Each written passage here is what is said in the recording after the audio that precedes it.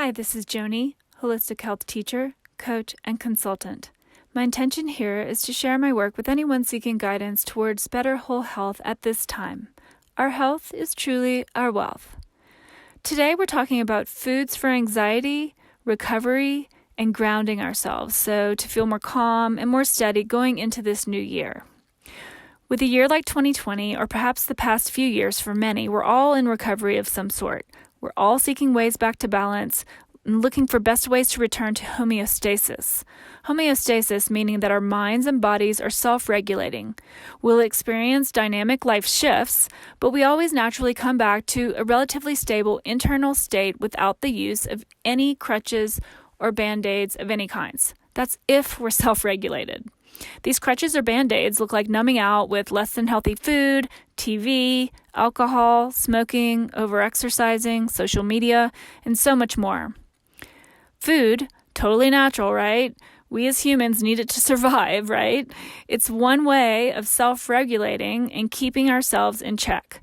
If we do this, we can totally eat cake and enjoy every second of it. So consider food your medicine. This list is pretty off the cuff, so not to worry, there are other options out there, but staying within these lanes is recommended. Number 1, eating seasonal vegetables.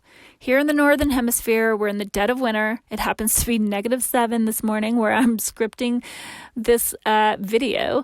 So honing in on roots and starches is key. Root vegetables such as carrots, potatoes, sweet potatoes are awesome. Winter squashes, taro, turnips, beets, parsnips, onions. And then also ginger and turmeric are incredible for a host of reasons, including supporting our immune systems. Obviously super important with COVID, but even in a typical winter for colds and flus. These root vegetables are also great for replacing grains. That's another topic, but for now you can pile as many as on your plate as you'd like and enjoy. Soups, stews, chilies, hearty stir fries. And if you're in the Southern Hemisphere, you'll do quite the opposite in the heat of summer. So lots of fresh raw vegetables and salads and, veggies to dip in your hummus. Either way, you can eat as many vegetables as you'd like. Number 2, this sounds a little woo-woo, but putting your hands in your food is really, really therapeutic. Instead of using a knife, just use your hands to tear up the kale.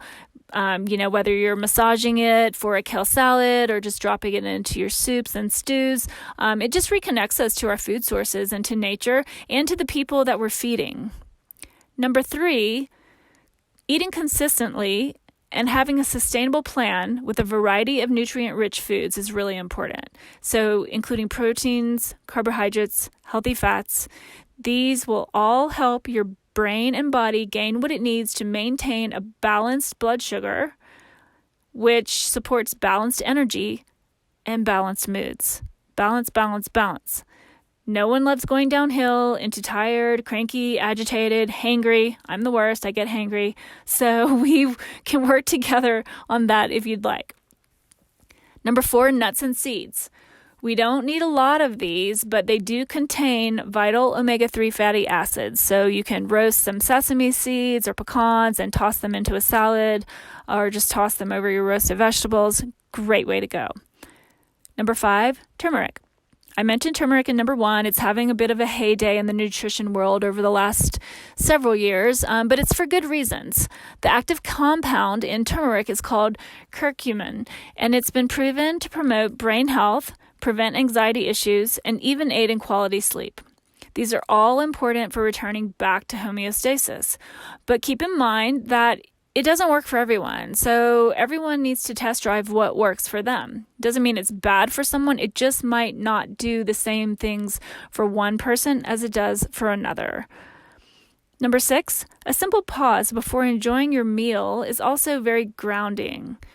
A few deep breaths before you allow your body to prepare for digestion allows us to switch gears and become more mindful about what we're consuming, offer up a moment of gratitude for having food on our plates, and for the people that we're enjoying our meals with. This is all about creating a different relationship with our food and reframing it as good medicine for our bodies and brains. Number 7, veering off of basics for the moment, I'm going to add in ashwagandha, which is also having a bit of a heyday for the last several years. Ashwagandha is an adaptogen. Adaptogens help restore the body back to its normal condition when it's in a stressful state. Owing to the overproduction of the stress hormone cortisol during anxiety and stressful situations, ashwagandha has been proven to naturally lower our cortisol levels. Higher levels of cortisol are also linked to weight gain, low energy, and poor concentration. And, let's be honest, anxiety is clearly, when you can't focus and you can't concentrate, our anxiety goes up, right? So bringing these physical, mental, and emotional states back into balance can be supported by adaptogens. Again, there's always a disclaimer. All of these things are going to work in different ways for different people. I've used ashwagandha on and off for many years. At times, it's felt like the right thing, and at other times, it wasn't, So just test drive it and know that it's always going to change and shift. I'd also avoid dairy-based foods and processed foods when it comes to anxiety. We want to relax and calm ourselves. And unfortunately, even if you're buying organic and sustainable and yada, yada, yada, if it's wrapped in a cardboard box or plastic, it's still most likely been processed. So seasonal plants, whole grains such as quality rices and quinoa, nuts and seeds, herbs are so important, seasonings even, they'll equally make up most of your plate. All of these things making up most of your plate is where we need to begin. So start where you are today, add in a little bit more of the above each time you grocery shop. And as always, find the mix that works for you. And be prepared that it will shift, as I said before. I hope this supports decreasing worry, stress, and anxiety in your life. It's not like popping a pill. It's not going to happen overnight, but your relationship to food and overall lifestyle will improve over time. You'll be able to self-regulate on your own without any crutches or band-aids, and things really will get better. We've all experienced more anxiety in 2020 than ever before, so I do hope this helps. Please like this video, share it, and subscribe to my channel to better support anyone else in need at this time. Our health truly is our wealth, and it's up to us, each and every one of us, to reclaim what's ours. This is our birthright. If you'd like to book a session with me, please do so by contacting me via my website linked below. I'll also link the Sun Potion Ashwagandha below, as I highly recommend Sun Potion products. I'm not sponsored by them. I don't have anything to do with them. I'm just letting you know what I have used. Thank you so much for being here. I really appreciate it, and have a great day.